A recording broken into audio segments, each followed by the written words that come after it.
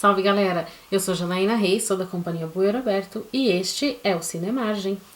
Eu sou a Júlia e eu fui assistente de direção do filme Minha Vida em Quarentena.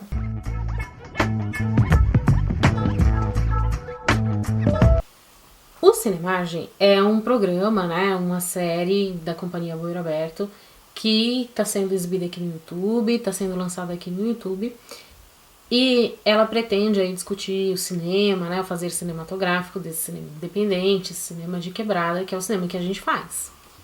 Pra vocês verem os outros vídeos, é só vocês acessarem o canal, tá? Não esqueça de se inscrever, ativar o sininho e deixar o like de vocês, tá? Também compartilha aí nas redes sociais para mais pessoas conhecerem o cinema independente, o cinema de quebrada.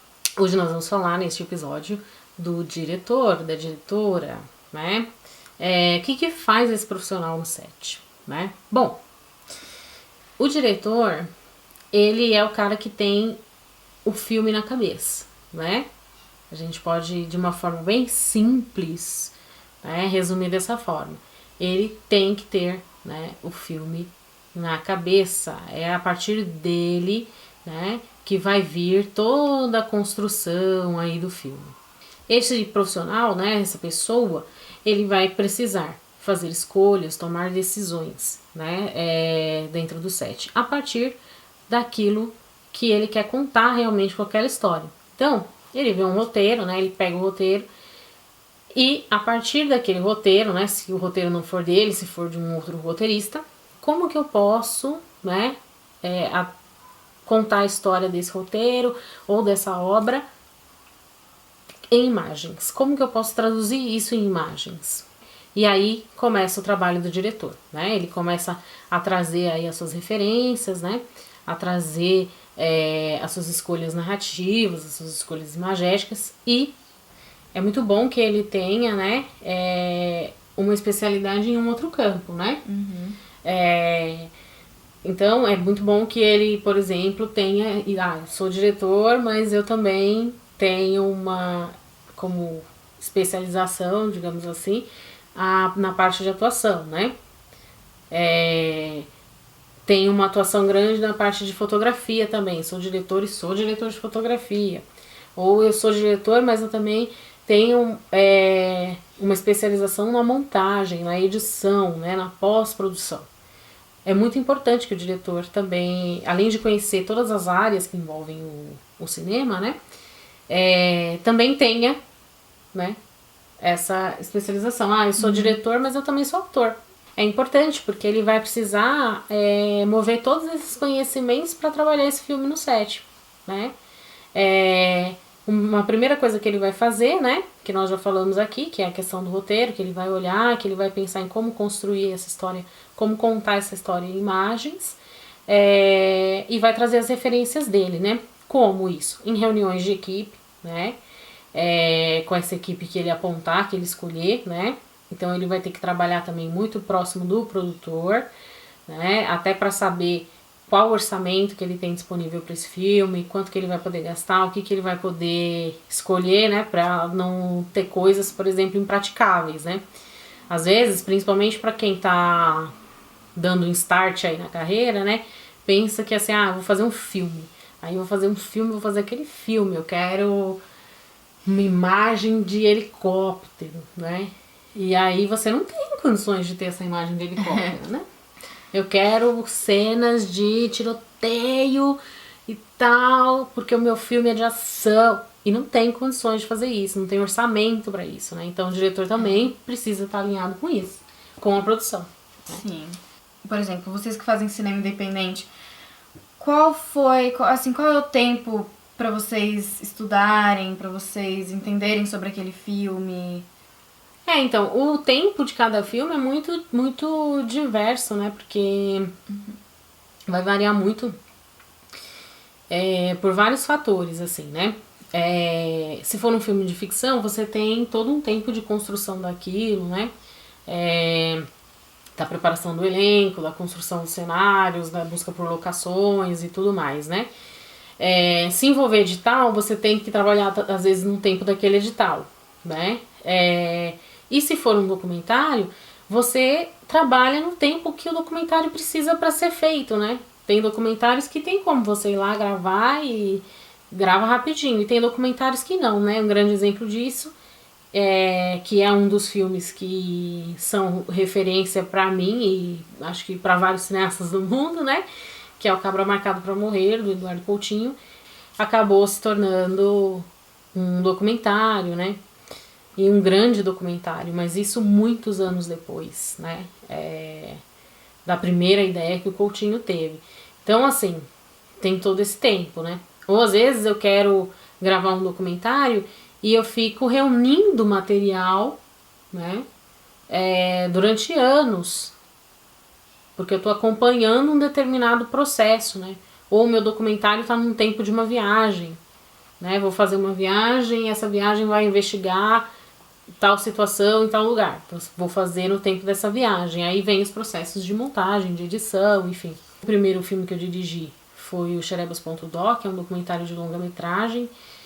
E esse filme, ele é um documentário sobre um grupo de teatro, né? Hoje, quando eu olho para trás, né, quando eu olho para esse filme, eu penso, poxa, eu fiz escolhas naquela época, pensando em algumas referências que eu tinha, né? Mas talvez hoje eu já tivesse feito um outro filme. O diretor, ele é um observador da vida, né? Ele vai observar tudo que está ao redor dele, né? A vida acontecendo, os filmes que ele vê, os livros que ele lê, né? E aí, a partir disso, ele vai construindo e lapidando também o seu olhar, né? Por isso que, às vezes, a gente acompanha, né? Quando acompanha a carreira de um determinado diretor, de uma determinada diretora, a gente vê que ao longo dos anos ele foi construindo uma identidade, né? Que é o que a gente chama também de assinatura, né? Você olha pro filme e você sabe que é daquele diretor ou daquela diretora. Pra mim foi muito desafiador. Acho que é essa palavra que resume bastante a minha experiência como assistente de direção. Porque, assim, a gente tava bem limitado de outras pessoas para poder ajudar, né?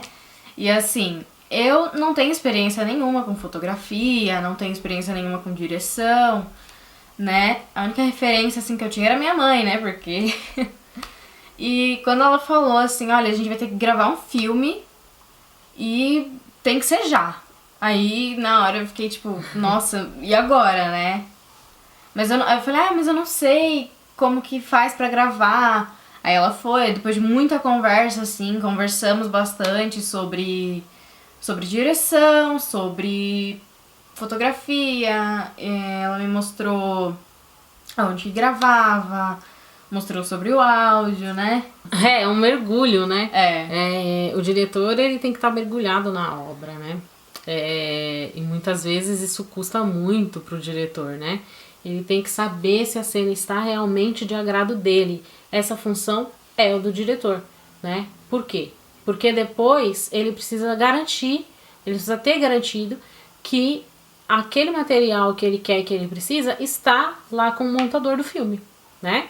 Porque depois não tem mais como voltar e gravar de novo.